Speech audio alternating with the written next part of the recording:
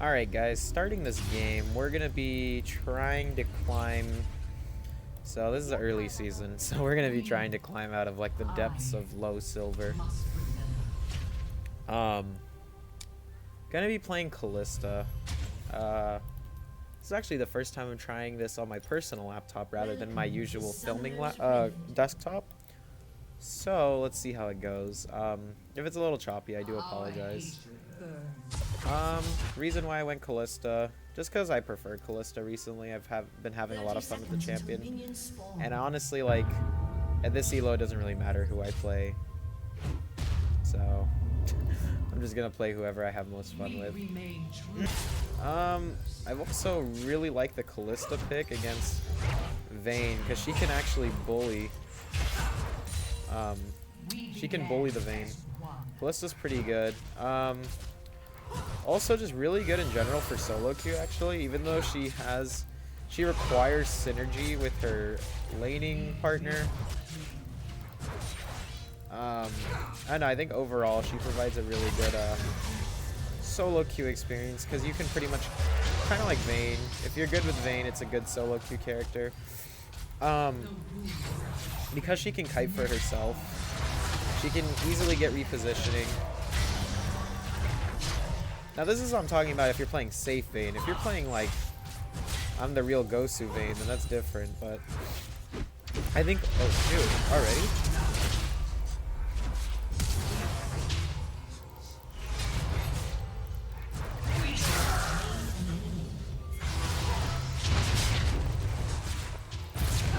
Oh boy.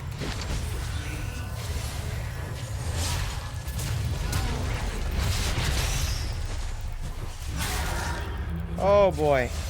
We did it, boys. We did it.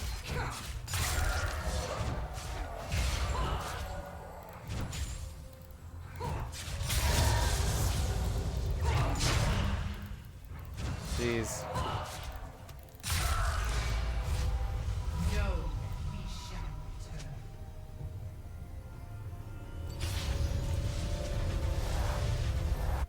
Oh my god, that was amazing.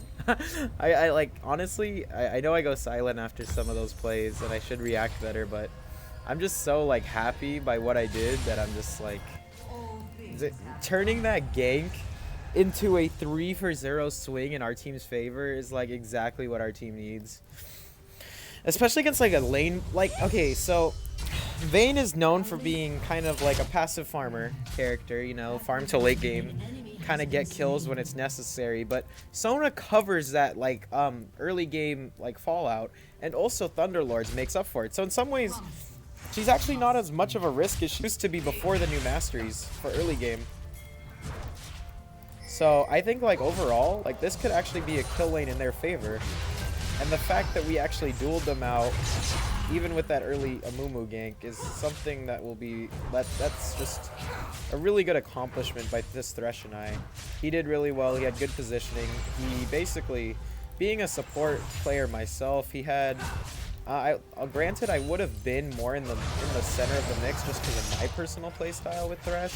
Like I would have liked to have seen a Flay from him for the ADC, but other than that, I think he did a really good job. We can actually slow.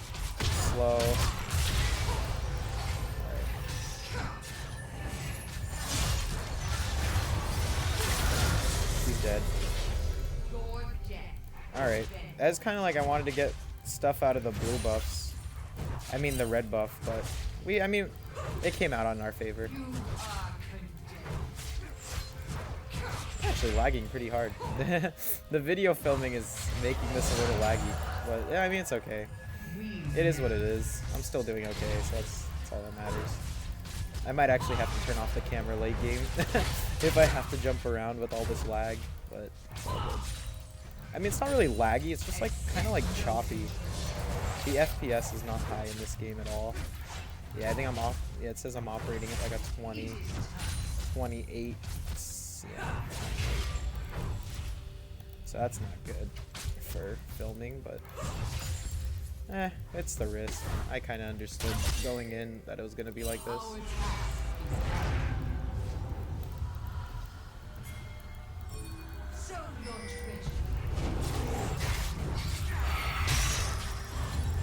Okay, getting this kill.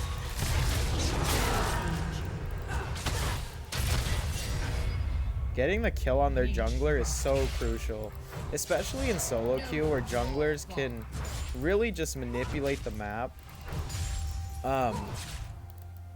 It's kind of like in solo queue, junglers have all the power to win games because there's no teamwork. I mean, I guess with dynamic queue, it's become more like a team-centered game, but really, there's no communication, like direct communication. It's all pinging. And a jungler can really wreak havoc really fast on a map. So being able to clear those kills on Amumu early game makes him a non-factor, and it also just promotes our team as a whole if they can, knowing that the jungler is dead, especially a good ganker early game as Amumu. I think it just helps our team in general. So it's kind of like you're doing your own part in lane, but you're also just doing a little bit more. Like, not only are you surviving the gank and actually getting a kill for yourself, I think overall the bigger benefit is helping out your team. Because in solo queue, like, I feel like everyone feels this way, but like you end up you feel like you carry a majority of the games, at least I do. And I think like in some ways I feel like I need to help out my team more. So I think that's like my contribution. As an ADC, it's really hard to roam the map. When I play jungle, I try to donate as much kills as I can, but when you're playing ADC, you kind of have to like, either like, if you're not doing as well as I am, that's fine too. What you could do instead of what I did, by just straight up killing him early game, is just trying to ward it and then stalling, like pretending like you don't know, but also playing safe. And trying to milk as much time, and then ping him, let your team know, like, so like maybe like your mid laner who wants to go in and you try to get a kill, like at least he knows he won't get ganked, or he can tower dive without. It's kind of like, it's just a little good, it's good to maintain communication throughout solo queue games, and I think that's a big part of it, is just kind of like doing everything, just the small things make a huge difference in solo queue. I think it's still funny though that Sona is still level 3. I'm surprised. I thought she would be at least level 4 by now, but I wish Thresh pulled that Vayne in, but it's okay. Yeah, when I lag, it's weird. Oh shoot. A gank again, dude?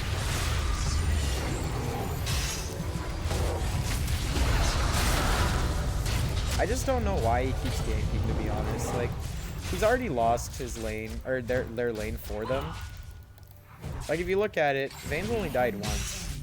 Sona's died more times than Vayne. I mean, she's died a couple times, but that's just because she's really squishy. Yeah, it's just kind of one of those things that when you're jungler, obviously you want to help your team, but you also don't really want to wreck your team. Don't keep ganking a lane that you've already fed just to try to make it up. Like, my lane's already a lost cause. There's no reason for him to keep constantly coming bot to try to help them catch back up. Like, it's already over. I haven't even really backed for 3,000 gold, and I'm still gonna like wreck when I do. Like, I'm wrecking without the gold, and I'll wreck even harder when I add to my gold.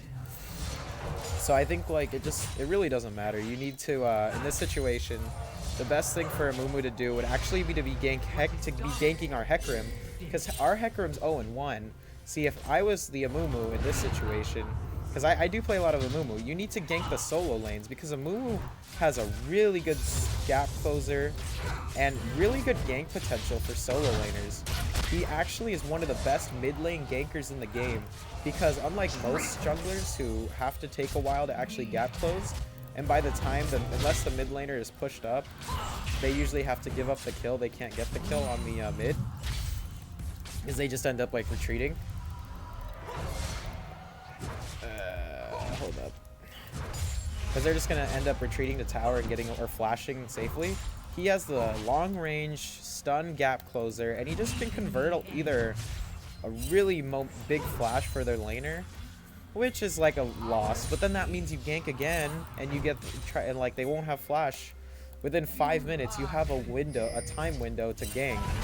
And that's how you should be thinking as a jungler. Like, what resources don't they have and what can I exploit? And that's where, like, someone who's been playing Amumu, like, I see that little trend. Like, I would be ganking the Lux or the Hecarim. I mean, yeah, because they're not doing that well. It's still early in the game, and there's not a loss. Like those lanes aren't a lost cause yet. See, that Panth is winning. He could help him snowball harder because that Panth could have a chance of beating me late game. But see, that Lux with that Udyr is doing good. Now Udyr does not even need to gank my lane because we're so far ahead. So I would prefer personally that he wouldn't gank our lane. I just want both sides to leave our lane alone, and I think Vayne's really playing the matchup well here. If you look at it, she's just passively farming, playing safe, fighting off Thresh's advances, which I think is a testament to how seasoned she is in solo queue. She understands that you can't just be initiating fights. It's all about farm, passive play, trading, but not losing too much. She's 0-1. The Sona is 0-4, and the Amumu is 0-3. They're the ones single-handedly ruining the game for our team. For their team, I'm sorry. If they were ruining it. Oh, jeez. Alright. Well. 4,000 gold. It's okay. I think that was good by Pantheon. He understands that he's ahead. 2-0. Decides, or 3-0. Decides to come bot lane. I think that was a good by him. I'm sorry. The fact of the matter is, though, if that did not work out for him, his whole like laning phase would have been ruined. The thing is, he didn't teleport back top. He's lucky Hecarim did, because if Hecarim just pushed that entire lane, got the tower, that actually would have been a trade in our favor, because they only got 1 kill. Their team, like our team, already rotated. Stop basically stop anything that their team could do, and then the Pantheon's just sitting there mid. Like, what is he doing? He hasn't got his lane's tower yet. He basically ganked us and then did just like slowly walk to mid and kind of push mid, but he also didn't get the mid tower. And I just feel like it's way too early to do such a drastic move in this part of the game. Like, there's no reason to do that. There's no justification. Especially when you don't have the utilities to go back up top. You don't gank another lane unless you can get back to top. That's how a top laner should be playing. Or if you're already like, I mean, because he recalled and did it, so like if you're gonna gank like mid and then recall like as a top laner, like you're just, you're gonna recall, you probably killed your laner, probably just gonna go help out. Like, I understand that, that's a little more justifiable, but I don't know. I just think that doing that kind of... Alright.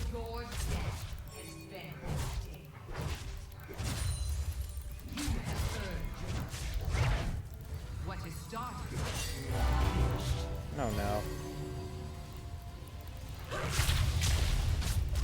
Yeah, I knew I was dead.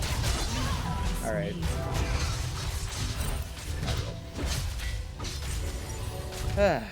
Well, alright. Now that, since we're kind of just like teaching here, that's also a learning moment. I saw the Sona coming, didn't really see the Panth coming. So actually, hold up.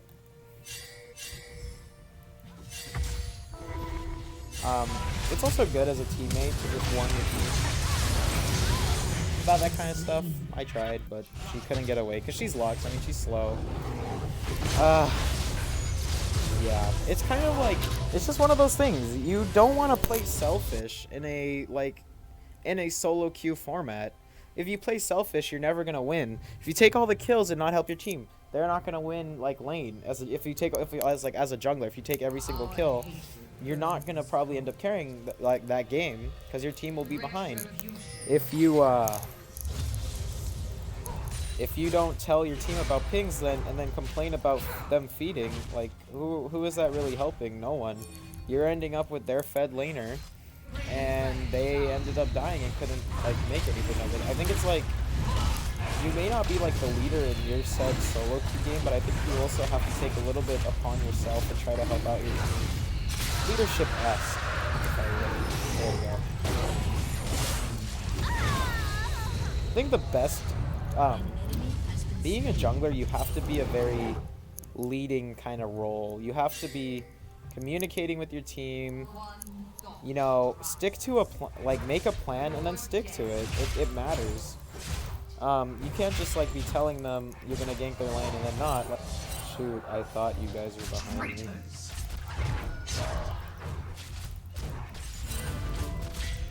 That was just a little bit of tunnel vision. I should have pinged him, but it was tough, you know. It's just one of those things, you know. It's minor things. Minor things win games.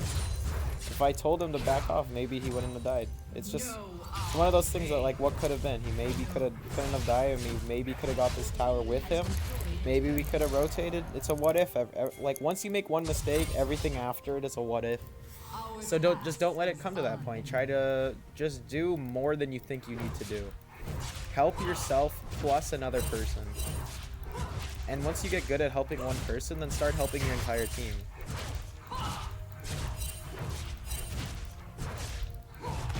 Because I guarantee you will win more games that way.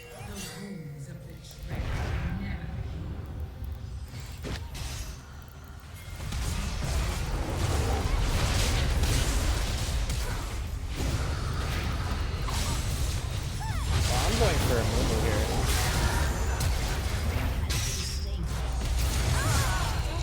Alright. Well, I would have liked someone else other than Thresh to get the double kill. But I didn't really want the kills. Could have easily taken it, but I chose not to. I went for the tank, helped our team out because I knew they already got the Pantheon. So that's kind of like play selfless. It's not about the kills, it's about the win. That's very important. If it's just, you got to develop a solo queue mindset. And then a big thing about solo queue is when you lose games, the best thing to do is just go back and check out your mistakes. Like, it's all, you need to make sure that every moment or every mistake you make is the last mistake you'll make. Everything is a learning moment. You just have to learn something from it. That's the mindset you should have after a loss, and that's the mindset you should have even throughout an entire game. See Pantheon there, back off. There's no reason to play selfish. I could 1v3, put a montage on YouTube. But no, we're going for the win, waiting for the team, being selfless. Selfless is key in solo queue. I will repeat it multiple times because that is the essential to winning solo queue games. That's the thing, like, the thing about bronzies is they only worry about themselves and, oh, dude.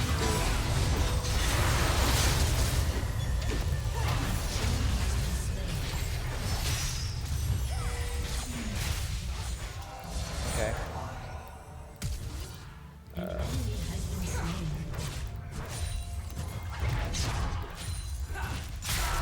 I think, like, also just your teammates knowing that you're looking out for their welfare is very powerful. I think that knowing that since I have their backs before, that they like did everything they could to save me in that fight was also it might just be like what they're they're trained to do in their roles is like protect the ADC, but to me I kind of like take that as a testament to teamwork. And I think that's like the mindset you should have in those situations. It's not about this is a bad call while getting burned. Or not. Alright, that's the mindset right there, boys. Nice Baron, guys. Nice Baron team. Good job. They haven't got a kill in a while, but do I care? No, because we're winning hecka hard. Now our laners went from 1-0 and 0-1 to now they're 3-2, 4-1, 2-2. Great players are not great themselves. They make the people around them great. That's what makes you a great player.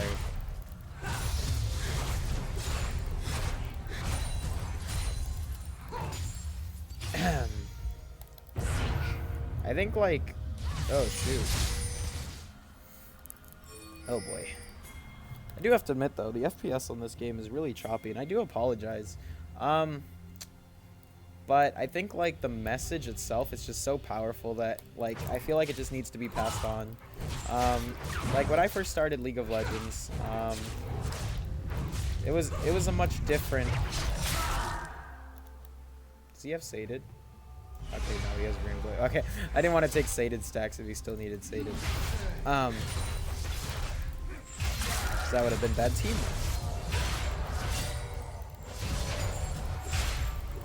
I would have apologized. But then again, I also need farm too. Actually, I did make one mistake here, guys. I probably should have went blue trinket to help out my team on deep warding. Just, you gotta like press tab and look at what your like team has for wards, and we only have 1 blue ward. Frankly, I think you need more in a ranked game. You also need more sweepers, but I'm not gonna tell them what to do because it's not teamwork. Let them play their game.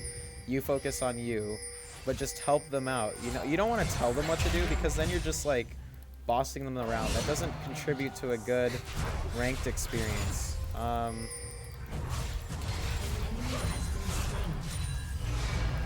not gonna pull that. Alright. Alright, we're gonna back off. We're gonna stay in the back.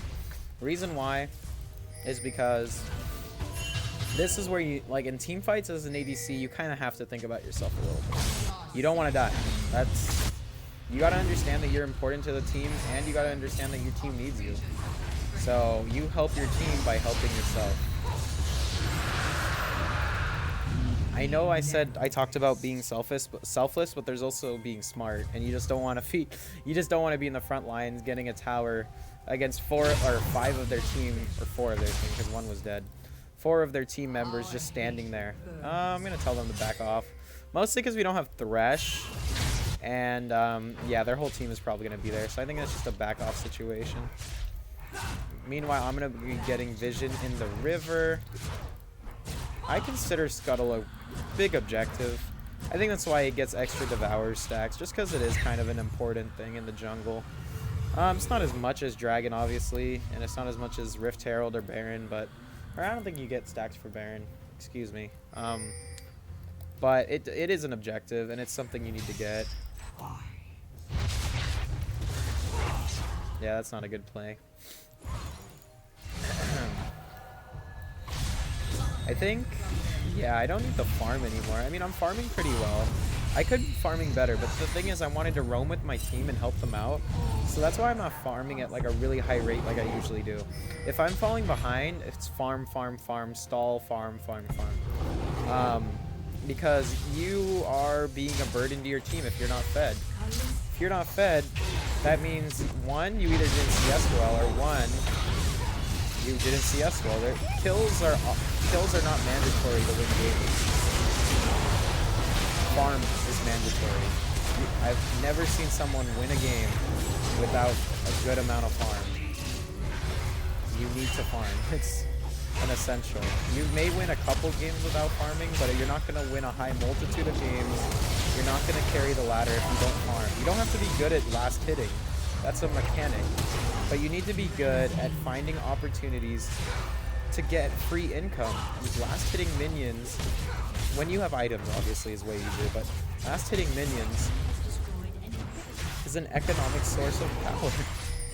If I didn't have these kills, I would still have a bunch of gold.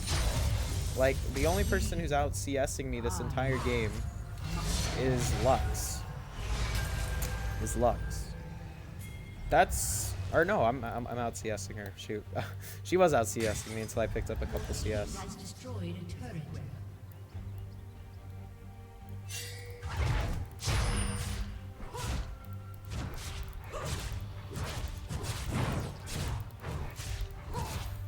They're just complaining and flaming. Don't do that. You won't win games like that. You can still come back at this point in the game. Like, mechanical skill plays a big part, but it's the biggest part. I've seen like the worst mechanically enhanced players still win a bunch of games. It's not about how well you play. It's about how, like, League of Legends when I first started. Sorry, I never went back to that story. Alright. When League of Legends first started, I considered it to be a chess game because it was very strategic. Everyone's a little pawn and you have to play it exactly correctly. Some pieces are considered to be more valuable, but those pieces also need to be more protected. That's why there's pawns who are in the front, and then there's also like valuable pieces like the king and the queen in the back. Now, the king is your nexus. It's the game. It doesn't do much throughout the game, but if you don't have one, the game's over. It doesn't matter. The king is the important part. The queen is your biggest piece. You need to protect the queen. Make sure it doesn't die. I'd probably make sure the queen, since being a support main, I don't know about you guys, but I just feel like the ADC is the queen here. Because ADCs, when nurtured correctly, they can do a tremendous amount of damage. And do tremendous amount of carry. They have a tremendous amount of carry potential. I think there's no, like, that's why, sorry. I think that's why they could, in my metaphor, they're considered to be a queen. I think in some ways the mid laner is like the tactician. He's like the knight. You know, the mid laner also needs to be protected, and they are a good piece in the puzzle. So that's another thing I want to talk about. When I first started League, it was definitely different community. So this is the story I was going to tell earlier, but I didn't get a chance to because I started mumbling off into something else. When League first started, or at least when I first started League, I don't know about League when League first started, there was no such thing as a language filter. If you said a swear word by Riot standards, you were immediately banned during the game. Not like after the game. You were immediately banned during the game. Say the F word once or any, you know, word that's considered profane by any standard, you would get immediately banned and kicked out of the game. And this was to make a... Now, I'm sure that, I mean, I didn't play that much during Season 2, but I'm sure there were people who did innuendos. But I think, like, overall, I just remember when I first started picking up the game, I was learning and I was playing with a bunch of these people that, you know, they were all excited about learning this game. You know, it was a very nice community. It was when it first got it started. It's like every good gaming community out there. I mean, I think League still has a good gaming community. It's just some people ruin it and make it more toxic than it needs to be.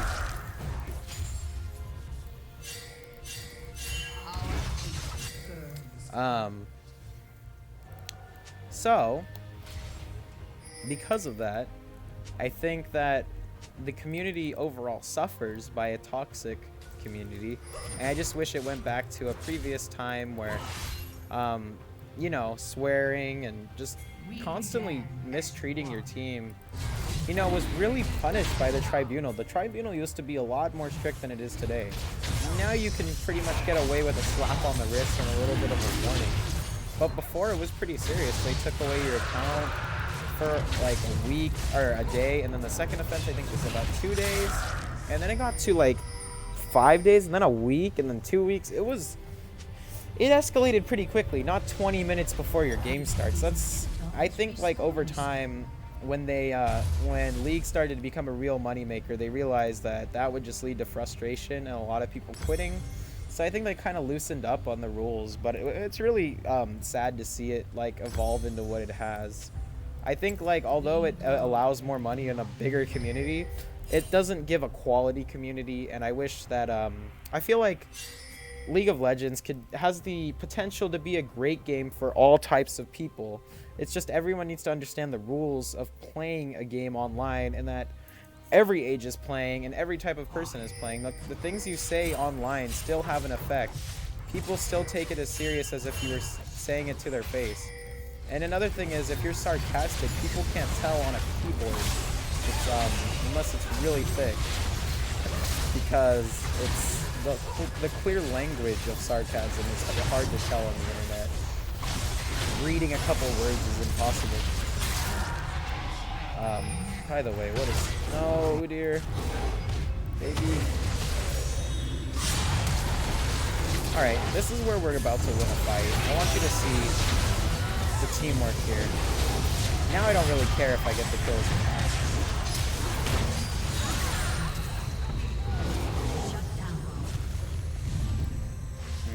Actually, I think I'm going this way. I don't want to go on a wild goose chase for Pantheon.